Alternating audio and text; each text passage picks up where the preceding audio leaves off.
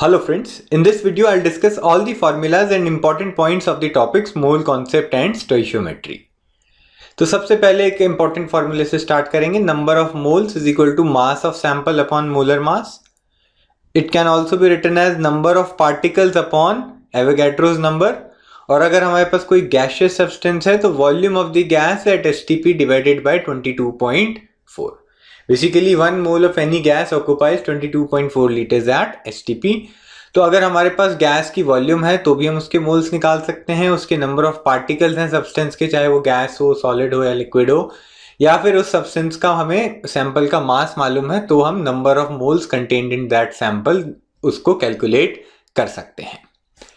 Mass percentage अगर एक element की हमें निकालनी है इन अ गिवन कंपाउंड तो mass of that element in compound divided by molar mass of the compound multiplied by 100. For example जैसे एक सिंपल सा एग्जाम्पल लेता हूं मैं वाटर. तो वाटर के एक मोल का मास कितना होता है 18 ग्राम्स, जिसमें से हाइड्रोजन की कॉन्ट्रीब्यूशन कितना है 2 ग्राम्स. तो परसेंटेज ऑफ हाइड्रोजन हो जाएगा 2/18 इंटू 100. सिमिलरली ऑक्सीजन का टोटल कॉन्ट्रीब्यूशन 16 होगा. टोटल अब 1 मोल का मास है 18, तो यहां से ऑक्सीजन का मास परसेंटेज हो जाएगा 16/18 इंटू 100. इसी तरह आगे चलते हैं. एवरेज एटॉमिक मास अगर किसी एलिमेंट का निकालना है from the masses of its isotopes, तो हमें इंडिविजुअल आइसोटोप्स का एटॉमिक मास पता होना चाहिए और नेचर में उसकी अबेंडेंस पता होनी चाहिए. तो एवरेज एटॉमिक मास आ जाएगा A1x1 plus A2x2 and so on divided by 100. यहां पर A1 जो है वो पहले आइसोटोप का एटॉमिक मास है, X1 जो है उसकी परसेंटेज अबेंडेंस है. फॉर एग्जाम्पल नेचर में क्लोरीन के 2 आइसोटोप्स होते हैं Cl35 एंड Cl37. Cl35 जो है वो नेचर में 75% एटम Cl35 के होते हैं और बचे हुए 25% एटम Cl37 के होते हैं. तो यहाँ पे एवरेज एटॉमिक मास आ जाएगा मास ऑफ आइसोटोप 1 यानी कि 35, उसकी अबेंडेंस यानी कि 75% प्लस 37 इंटू 25 डिवाइडेड बाय 100. तो इसी तरीके से मल्टीपल आइसोटोप्स हो तो हम एवरेज एटॉमिक मास निकाल सकते हैं. आगे मूव ऑन करेंगे. Compare number of atoms in different samples of elements और कंपाउंड्स. इस टाइप के क्वेश्चंस काफी कॉमनली आते हैं. आपको 4 ऑप्शंस में 4 डिफरेंट सब्सटेंसेस के सैंपल दिए होंगे. पहले मास को हम मोल्स में कन्वर्ट करेंगे और मोल्स से फिर हम नंबर ऑफ पार्टिकल्स निकालेंगे और उसके बाद कंपैरिजन करना होता है. एक बात का ध्यान रखेंगे, अगर कंपाउंड दिया हुआ है और टोटल नंबर ऑफ एटम पूछे हैं तो आपको नंबर ऑफ मॉलिक्यूल्स निकालने के बाद फर्दर एटम्स निकालने होंगे. जैसे आपके पास 18 ग्राम्स ऑफ वाटर है तो आप उसको मोलर मास से डिवाइड करेंगे. वाटर का मोलर मास भी 18 होता है तो आपके पास क्वांटिटी आएगी 1 मोल, यानी कि पार्टिकल्स कितने हो गए 6.022 इंटू 10⁻23 मॉलिक्यूल्स. अब हर वाटर के मॉलिक्यूल में 3 एटम्स होते हैं तो हमारे पास जो भी नंबर ऑफ मॉलिक्यूल्स आया है उसको फर्दर 3 से मल्टीप्लाई करके हमारे पास नंबर ऑफ एटम्स आएंगे. तो इस स्टेप का आप इस टाइप के क्वेश्चंस में ध्यान रखिएगा. इसके अलावा compare number of electrons in different samples of compounds और आयंस.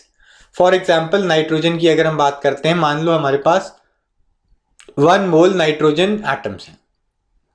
इसका मतलब है हमारे पास कितने एटम्स हो गए 6.022 इंटू 10⁻23 और हर नाइट्रोजन एटम में न्यूट्रल एटम में 7 इलेक्ट्रॉन्स होते हैं.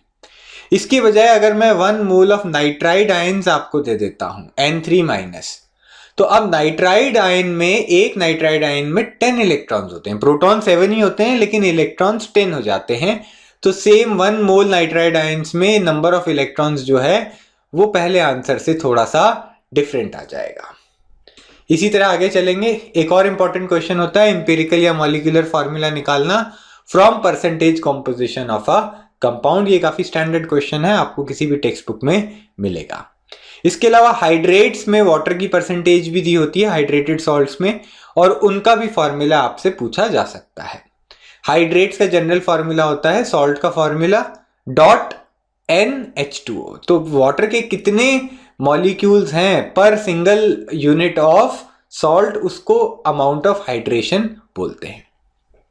इसके अलावा average atomic mass of isotope से रिलेटेड क्वेश्चंस भी आप कर सकते हैं.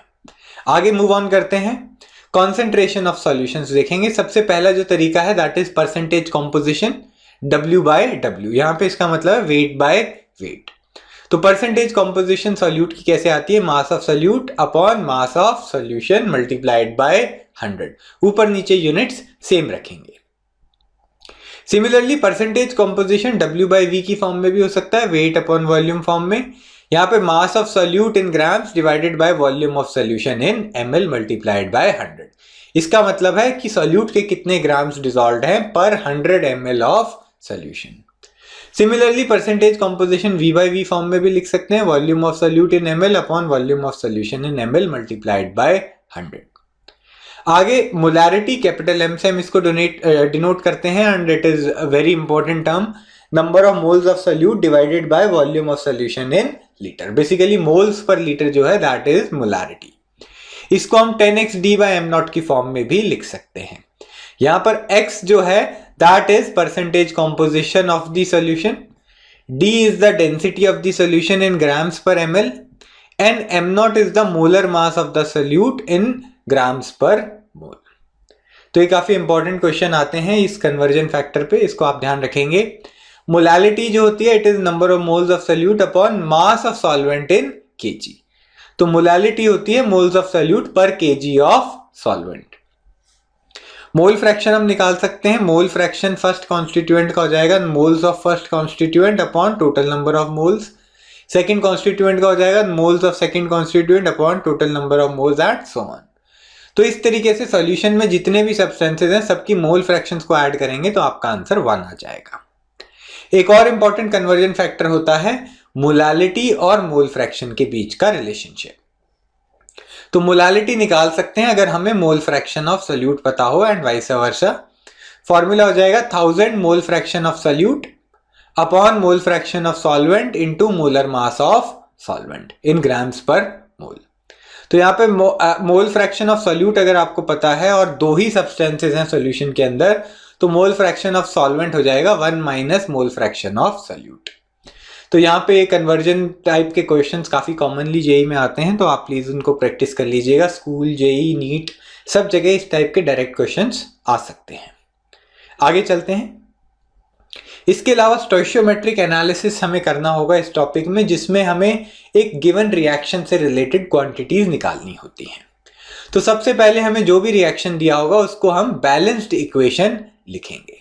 मान लीजिए ये बैलेंस्ड इक्वेशन है, W moles of A will react with X moles of B to give Y moles of C and Z moles of D।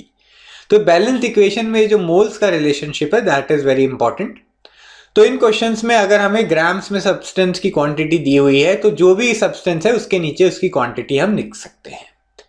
उसके बाद अगर मास ऑफ गिवन सब्सटेंस हमें मालूम है तो उसके मोलर मास से डिवाइड करके हम moles of the given substance निकाल सकते हैं।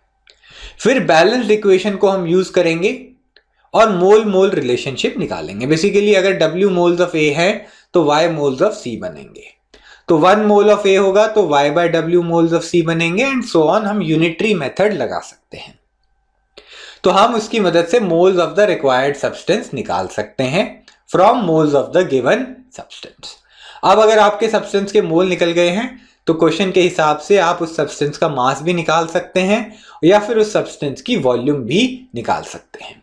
अगर गैसियस प्रोडक्ट है और STP कंडीशंस हैं तो वॉल्यूम जो हो जाएगी 1 मोल की वो 22.4 लीटर्स होती है, तो जितने भी मोल्स आएंगे उसको 22.4 से हम मल्टीप्लाई कर सकते हैं। अगर कंडीशन स्टैंडर्ड नहीं है तो हम गैस इक्वेशन यूज कर सकते हैं, PV = nRT। क्वेश्चन में मोल्स तो आप निकाल ही लेंगे, प्रेशर और टेम्परेचर की वैल्यूज दी होती हैं, तो वहां से volume of the gas produced आपके पास आ सकता है। तो इसके अलावा जो एसिड बेस रिएक्शंस होते हैं और रिडक्शन ऑक्सीडेशन बेस्ड जो रिएक्शंस होंगे उनको भी हम इसी अप्रोच से सॉल्व कर सकते हैं। बैलेंस्ड इक्वेशन बना के रिक्वायर्ड क्वांटिटीज निकाल सकते हैं। इसके अलावा हम इक्विवेलेंट्स की अप्रोच भी यूज कर सकते हैं। तो यहां पर मैंने मोल कॉन्सेप्ट डिस्कस किया है। इक्विवेलेंट कॉन्सेप्ट और redox reactions I will discuss in a separate video.